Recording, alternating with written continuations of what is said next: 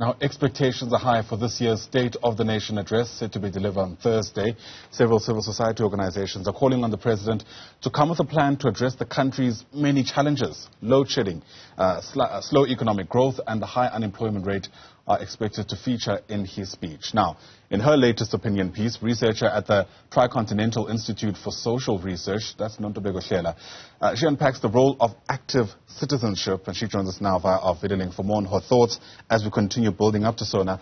Nontobeko, it's lovely to see you. Thanks so much indeed for making time to speak to us. You know, the expectation by now is that the president will spend much of his time honing in on these macroeconomic challenges in this country, but people will be looking to their personal lives when they think about what they want to hear from the president, and that's much of what you do. You unpack that aspect in this opinion piece.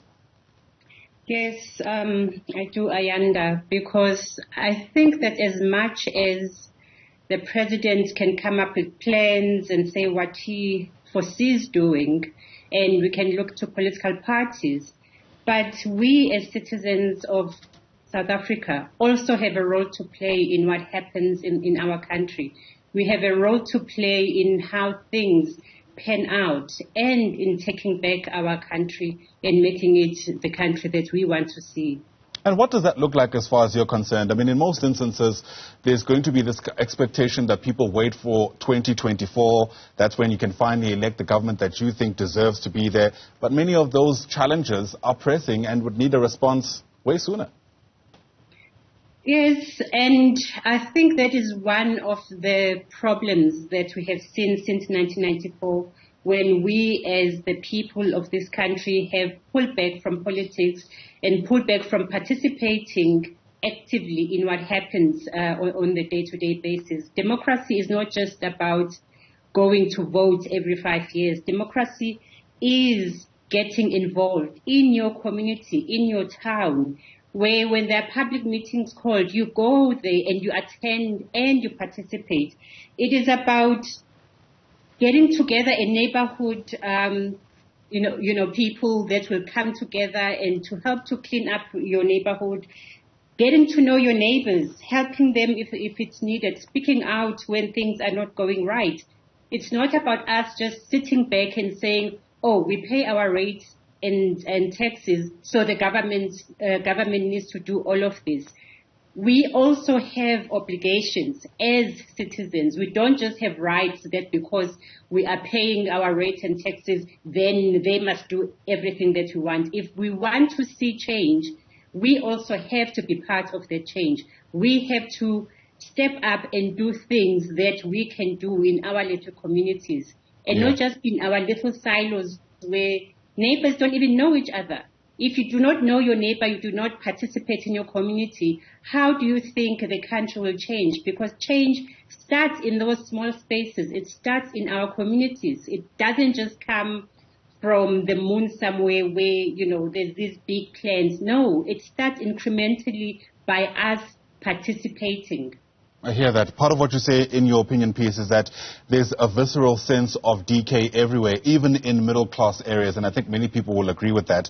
But you say this is also driven by a mixture of austerity, massive corruption in tender systems, and the simple contempt of ordinary citizens. What's your response to people who are saying that they feel they can't do anything about that in their own personal lives? In other words, they feel their autonomy doesn't extend to a point where, for instance, they're able to tackle the massive corruption that's led to this decay you speak about. But I believe, Ayanda, that one of the ways that the corruption and the decay that we're talking about happens is when we are absent from this political space. Because if you are involved in your community, where you hold your councillors accountable, where you can call your councillors up, find out what is happening, it becomes even more difficult for them to pass policies and to put in projects that the community might not even want. But when they know that we can do whatever we want, nobody's going to raise their voices because, those people will just come out, in 5 years' time, and then we'll just do something to placate them, and, then life carries on. Then we perpetuate this cycle. And as South Africans, we seem to have this love affair with political parties and with their personalities within them. But that is not what politics is about. That is not what democracy is about. Democracy is being able to say, okay, this person promised me A, B, C, and D. Are they delivering on this? Yes or no? If they are not, the next time you change and you go to somebody else. If that person also doesn't, you can move back again. It's not a marriage. You are not continuously getting divorced. You have to be able to move and see what do you want, because it is about looking around in your neighborhood. Is your neighborhood the way you want it to be? Are things happening like the party you voted for said they would happen? If they are not, why are you sticking with them? Democracy is not us letting politicians do what they want to do, because once that happens, then you get the decay and the corruption, etc., that happens because they know that no one is going to hold them accountable.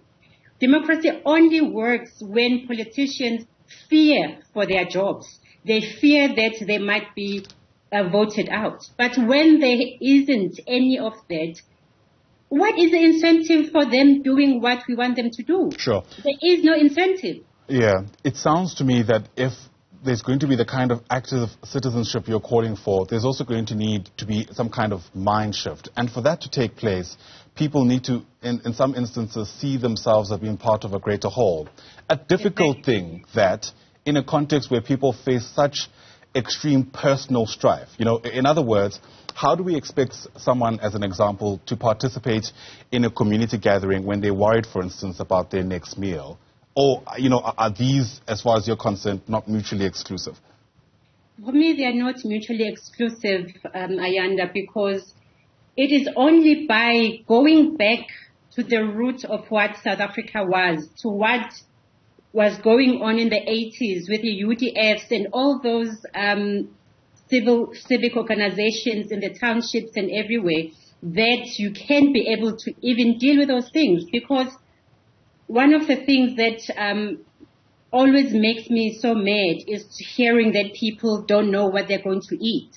Yet we have so much land in this country that is not used. You have places, by way pavements, etc., that are just sitting empty. Why are we not forming community gardens so that people can be able to get something to eat? But that can only happen if we come together as a community. Because if you know your neighbor, then you empathize with your neighbor and you can be able to then work with them to come up with solutions. But we have become such a private society where everyone is behind their high walls and no one talks to each other, no one looks at each other, and it is all about me and my little space. I understand that we all have these issues going on. We all have bonds to pay, children to get to school, but we are more than just what is within your four walls. Yeah. If we want a South Africa that is going to work, we have to start by going back to the basics and saying, how do we form a community? How do we organize together as a people in this little township, in this suburb, whatever it is, for us to get to a place where we can then have a voice and be able to hold our people, the government and our elected officials accountable. We cannot separate them and say, oh, because I am dealing with this, then I can't deal with it. They work together. They have to be one and the same thing, because there is no person that is just one thing. Yeah. People we are all these multitudes within us, and we have to be working towards all of them at the same time. Got you. Let's tie it back then to the State of the Nation address. Where does the President's speech fit in that? The President's speech, he has called before for, the thing that we were supposed to get after 100 days. I forget now, what was it, last year? The social compact? The social compact, yes. That social compact, it's not just about, government and labor and business. It is also about us as the community. And I think we also need to move away from this idea of civil society, meaning NGOs. Civil society is us, the people. It is not NGOs representing whatever it is that they are representing. So if we go back to that idea of having a social compact, then we have to be getting involved in that, because we have to come up and say, these are our views, this is what we want as people, and not be left behind and have everything being told to us from the top. Nothing will work if everything comes from the top. You have to have that, obviously, but you also have to have us as the people, because citizens are the biggest and the greatest part of making a state, of making a country. And if the citizens are then left out and they do not feel that they are part of what is happening, everything that the government can say or the president can say, at the end of the day, it is about us and our lives. Sure. So we cannot separate what he's saying and think, oh, it's just, airy-fairy policy issues. Those policy issues have to translate to what happens at the end of the day, to what you bring onto your table for your children to eat, to how you're able to pay your bills. It all has to go together.